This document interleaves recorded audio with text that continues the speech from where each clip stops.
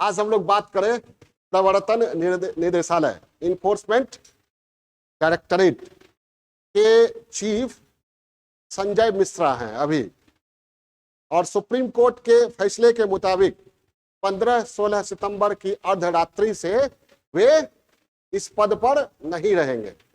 सरकार चाहती थी कि वे इस पद पर और रहे। संजय मिश्रा के कार्यकाल का 3 बार विस्तार किया गया और इसी मुद्दे पर सरकार और सुप्रीम कोर्ट के बीच तनातनी हुई, तीखी बहस हुई, विवाद हुआ, तनाव हुआ और सुप्रीम कोर्ट ने तीखी टिप्पणी किया है सरकार पर, ईडी पर, प्रवर्तन निदेशालय पर। क्या मामला है, क्या मुद्दा है, उस पर हम लोग बात करेंगे। पहले ईडी है क्या, इन्फोर्समेंट डायरेक्टरेट है क्या, प्रवर्तन निदेशालय करती क्या है।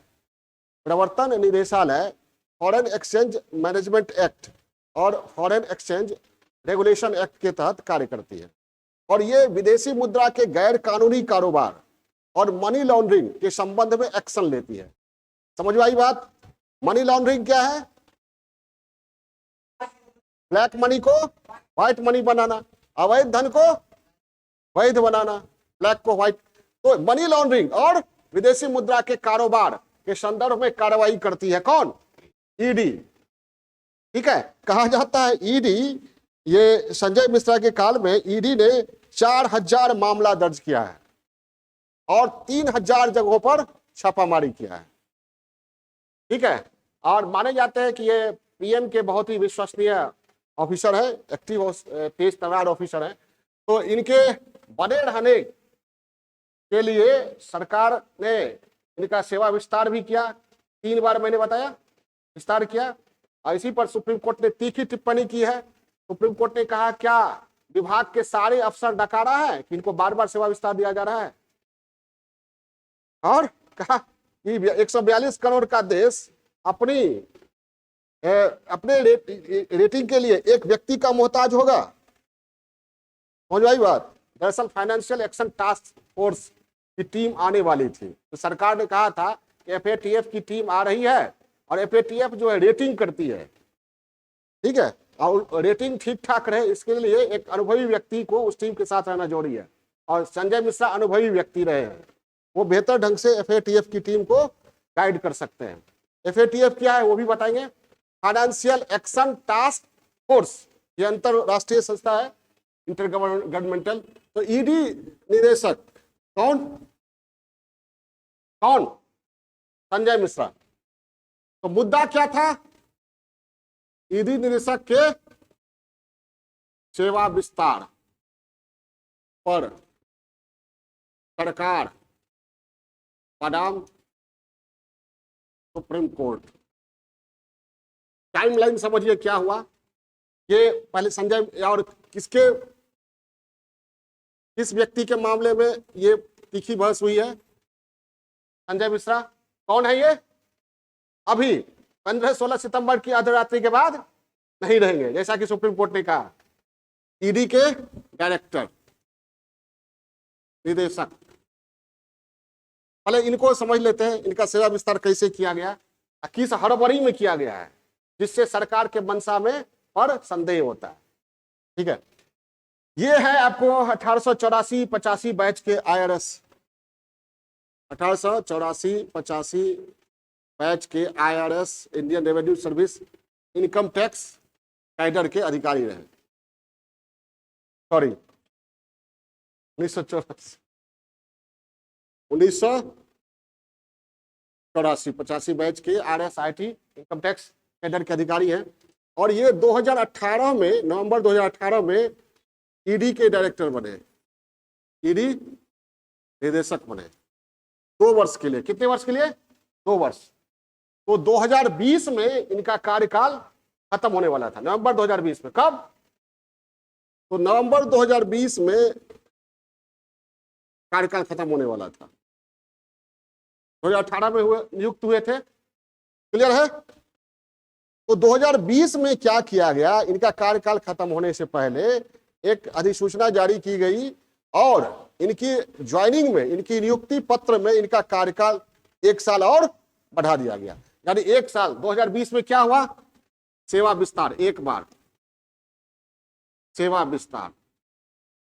अब इस सेवा विस्तार के खिलाफ एक कॉमन कॉज नामक संस्था है, वो चली गई सुप्रीम कोर्ट। कहां चली गई, सुप्रीम कोर्ट। सुप्रीम कोर्ट ने कहा ठीक है सेवा विस्तार कर दी है तो ठीक है, लेकिन आगे सेवा विस्तार नहीं होना चाहिए। क्या कह दिया, आगे नहीं, यानी 21 तक रहेंगे, 21 के बाद नहीं रहेंगे। अब सुप्रीम कोर्ट का ऑर्डर है, उसका तो पालन करना पड़ेगा। सुप्रीम कोर्ट के ऑर्डर को इनएक्टिव करने के लिए, पलटने के लिए सरकार ने क्या किया, शीतकालीन सत्र से पहले, ठीक पहले, वेट नहीं किया, अध्यादेश ले आया। 2 अध्यादेश लाया, एक है सीवीसी संशोधन अधिनियम और दूसरा है दिल्ली पुलिस इस्टेब्लिशमेंट संशोधन अधिनियम, विशेष दिल्ली पुलिस इस्टेब्लिशमेंट या प्रतिष्ठान संशोधन अधिनियम, ठीक है, SPEB स्पेशल पुलिस इस्टेब्लिशमेंट संशोधन अधिनियम।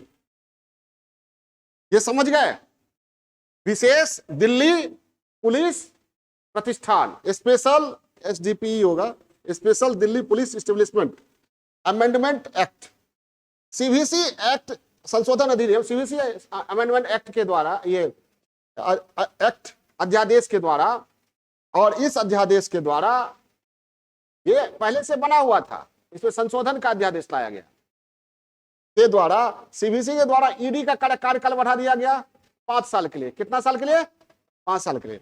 और इस संशोधन के द्वारा CBI के चीफ का कार्यकाल बढ़ा दिया गया, ठीक है। किसके किसके, ED और CBI निदेशक का कार्यकाल कितने के लिए बढ़ा दिया गया, 5 साल, 5 वर्ष के लिए बढ़ा दिया गया। और कहा गया कि 1 वर्ष में 1 साल बढ़ाया जा सकता है। तो सुप्रीम कोर्ट के ऑर्डर को पलटने के लिए यह अध्यादेश लाया गया, और यह अध्यादेश शीतकालीन सत्र से ठीक पहले लाया गया। अध्यादेश तब लाया जाता है जब सेशन में ना हो, सदन सत्र में ना हो। तो सदन सत्र में आने ही वाला था, वेट किया जाता, पहले ही लाने की क्या जरूरत थी, एक संदेह होता है, तो लेकर कार्यकाल बढ़ा दिया गया। तो फिर 21 में खत्म हुआ, तो फिर 21 से 22 बढ़ा दिया गया दूसरी बार, फिर 22 से 23 बढ़ाया गया। अब विपक्ष के कई नेताओं को रहा नहीं गया, फिर चले गए कहां, सुप्रीम कोर्ट। तब सुप्रीम कोर्ट ने फटकार लगाया सरकार को, एक ही व्यक्ति को इतने सालों तक कार्यकाल, इनके कार्यकाल को क्यों बढ़ाया जाता रहा है, क्या और विभाग में सारे अफसर नकारा है, ठीक है। अब सरकार ने कहा कि कम से कम अक्टूबर नवंबर तक इनको फिर से रहने दीजिए। सरकार की तरफ से अधिवक्ता ने सुप्रीम कोर्ट में कहा कि संजय मिश्रा को रहने दिया जाए, क्योंकि फाइनेंशियल एक्शन टास्क फोर्स की टीम आने वाली है, ये 4 राउंड पूरा कर चुकी है, 5वां राउंड पूरा करने वाली है।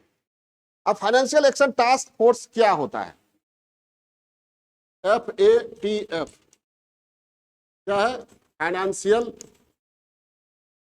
एक्शन टास्क फोर्स, ठीक है। ये 2 चीज पर काम करती है, टेरर फंडिंग और मनी लॉन्ड्रिंग, समझ गए ना, 2 चीज पर। इसका मतलब हुआ आतंकवाद को वित्त पोषण, मतलब आतंकवादियों को वित्त मुहैया कराना, और इसका अवैध धन को वैध बनाना। इन दोनों के संदर्भ में फाइनेंशियल एक्शन टास्क फोर्स की कुछ अपेक्षाएं होती है हर एक देश के संदर्भ में, ठीक है। हर एक देश से ये टास्क फोर्स अपेक्षा रखती है कि वो टेरर फंडिंग को बढ़ावा ना दे, मनी लॉन्ड्रिंग को बढ़ावा ना दे, और इसी संदर्भ में वे देशों का दौरा करती है। और जब दौरा करती है तो किसी देश में क्या कुछ हो रहा है उसका अध्ययन करती है, और देखती है अगर ठीक ठाक है तो क्लीन चिट देती है, और नहीं ठीक ठाक है तो ग्रे लिस्ट पहले बनाती है, ग्रे लिस्ट में डाल देती है। अगर टेरर फंडिंग या मनी लॉन्ड्रिंग वहां हो रही है तो किस में डाल देती है? ग्रे लिस्ट में। ग्रे लिस्ट क्या, इस लिस्ट में किसी देश का नाम आ जाता है तो उसको IMF, वर्ल्ड बैंक या किसी भी अंतरराष्ट्रीय संस्था से बड़ी हार्ड, बड़े कठोर शर्तों पर ऋण मिलता है, हार्ड लोन, ठीक है, तमाम ये डायरेक्शन के साथ। रेटिंग जो है उस देश का गिर जाता है। जैसे पाकिस्तान को ग्रे लिस्ट में शामिल कर दिया गया था, ब्लैक लिस्टेड अभी तक नहीं हुआ है।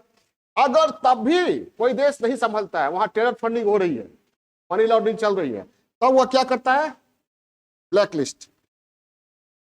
तब न तो IMF देगा पैसा, न वर्ल्ड बैंक देगा पैसा, और मल्टीनेशनल कंपनी जो भी होती है वहां से अपना सारा कुछ समेट कर चली जाती है, ठीक है, और देश की रेटिंग काफी गिर जाती है। तो सरकार का कहना था कि अभी FATF की टीम आने वाली है और ये 4 राउंड पूरा कर चुकी है। संजय मिश्रा को अच्छा अनुभव रहा है। 5वां राउंड में संजय मिश्रा अगर इनके साथ रहेंगे तो देश की रेटिंग अच्छी रहेगी। उसी पर टिप्पणी किया सुप्रीम कोर्ट के बेंच ने कि क्या एक व्यक्ति पर देश की रेटिंग निर्भर है और कोई नहीं? आपके विभाग में, ED में कोई और नहीं है ऑफिसर, सारे नकारा है। और डिसीजन दिया क्या? 15-16 सितंबर की अर्धरात्रि के बाद मिश्रा नहीं रहेंगे। समझ में आई बात? इससे पहले कहा था, ये 11 जुलाई 2023 को ये सुप्रीम कोर्ट ने मिश्रा के कार्यकाल को अवैध करार दिया था, ठीक है। कब? 11 जुलाई 2023 को। तो फिर सरकार सुप्रीम कोर्ट में गई थी कि नहीं, इसका सेवा विस्तार इनका कर दीजिए, नवंबर तक रहने दीजिए। उसी पर सुप्रीम कोर्ट ने कहा कि नहीं, अब नहीं, ठीक है, कुछ दिन और बढ़ा देते हैं देश हित में, 15-16 सितंबर तक, लेकिन उसके बाद कतई नहीं। क्लियर है? तो संजय मिश्रा के तीसरे सेवा विस्तार पर सुप्रीम कोर्ट की सख्त टिप्पणी रही। सार यही है कि 15-16 सितंबर की अर्धरात्रि को संजय मिश्रा ED से विदा हो जाएंगे, ठीक है। अब सरकार, सुप्रीम कोर्ट ने यह कहा, एक महत्वपूर्ण बात कही है कि कानून बनाकर आप कार्यकाल विस्तार कर सकते हैं, लेकिन अध्यादेश के द्वारा ऐसा करना वैध नहीं है। समझ में आई बात? क्या? कानून बनाकर आप सेवा काल का विस्तार कर सकते हैं, लेकिन अध्यादेश के द्वारा ऐसा नहीं कर सकते हैं, ठीक है। और कहा था कि 31 जुलाई तक ही छोड़ना है, पद छोड़ना था। 31 जुलाई भी नहीं हुआ, इसलिए 31 जुलाई से पहले सरकार फिर चली गई कोर्ट में कहने के लिए कि कम से कम नवंबर तक रहने दीजिए। कोर्ट ने क्या कहा? 15-16 सितंबर काफी, उसके बाद नहीं रहने देंगे। अब ये जो है हमेशा होता रहा है विपक्ष का आरोप। इससे पहले मैंने कहा कि सत्ता पक्ष का कहना है कि ED और CBI से वही लोग घबरा रहे हैं जो भ्रष्टाचार में संलिप्त है, और हमारे प्रधानमंत्री का लक्ष्य है, ना खाऊंगा ना खाने दूंगा, और इस दिशा में ED ठीक ठाक कार्य कर रही है। अभी तक मैंने बताया ED 4000 मामले दर्ज किए हैं। कितना? 4000 मामले दर्ज किए और 3000 पर छापा, और बड़े बड़े मामले को देख रही है, राहुल गांधी से लेकर रॉबर्ट वाड्रा से लेकर अखिलेश यादव से लेकर, और बहुत सारे इसमें है। जैसे मामला देखिए, बहुत सारे मामले को, बड़े बड़े मामले को ED बिहार में भी आई थी। बिहार के एक नेता ने कहा ED, IT, CBI सरकार के 3 जबाई, ED, IT, CBI। और ED, IT और CBI इसका इस्तेमाल जो भी सत्ता पक्ष में रहा है वो करते रहे हैं। एक समय में CBI को कहा जाता था कांग्रेस ब्यूरो ऑफ इन्वेस्टिगेशन, आज CBI को कहा जाता है BJP bureau of investigation, ED को कहा जाता है एक्सटेंडेड डिपार्टमेंट ऑफ BJP। समझ पाई बात? तो इन संस्थाओं का दुरुपयोग भी होता रहा है और सदुपयोग भी होता रहा है, ठीक है। विपक्ष का कहना है कि ED का उपयोग, अस्थिर सरकार को ED का उपयोग विपक्षी दल द्वारा, मतलब केंद्र में जो विपक्ष में है, शासित राज्यों को में अस्थिरता लाने में किया जा रहा है, यानी वहां की सरकार को गिराने के लिए। ठीक है, या अगर कोई नेता या कोई व्यक्ति सरकार की आलोचना करता है, सरकार से असहमति जताता है, तो असहमति की आवाज को दबाने के लिए उसके यहां ईडी का छापा, यह विपक्ष का आरोप है, नहीं समझे? असहमति की आवाज को दबाने, और असहमति की आवाज दबाने का मतलब क्या हुआ? लोकतंत्र का गला घोटने, यह विपक्ष का आरोप है। ठीक है, और इसलिए ईडी में सरकार क्या कर रही है? खास अफसर को रखती है, जो उसका खास होता है, चमचा होता है, विश्वसनीय, और उसका कार्यकाल बढ़ाने के लिए अध्यादेश भी ले आती है, कानून में संशोधन भी कर देती है। ये किसका कहना है? विपक्ष का।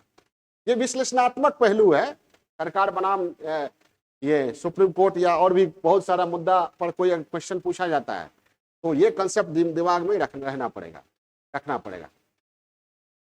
ठीक है, सत्ता पक्ष का क्या कहना है? हाँ, सीबीआई, ईडी से, आईटी से उन्हीं लोगों को खतरा है, उन्हीं लोगों को घबराने की जरूरत है। उन्हीं लोगों को घबराना है जो भ्रष्टाचार में संलिप्त है, और जो ईमानदार है उन्हें घबराने की जरूरत नहीं है। ठीक है, हम आप क्या कह सकते हैं कि ईडी, आईटी और सीबीआई को स्वायत्त तरीके से कार्य करने दिया जाना चाहिए, और ईडी, आईटी और सीबीआई में जो ऑफिसर हैं उन्हें राजनीतिक पूर्वाग्रह से ऊपर उठकर देश में वैधानिक तरीके से, ठीक है, लोकतांत्रिक तरीके से कार्य करना चाहिए।